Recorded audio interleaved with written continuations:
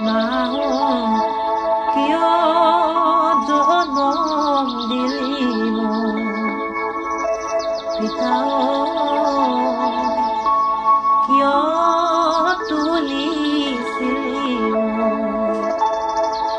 সৰু হৈ থাকোঁতেই মাউৰা কৰিলি সৰু হৈ থাকোঁতেই মাউৰা কৰিলি গৰ্ভত কেলে ৰাখিছিলি মোক মা গৰ্ভত কেলে ৰাখিছিলি মোক দেহি ঐ আকৌ জনম লোৱা দেহি ঐ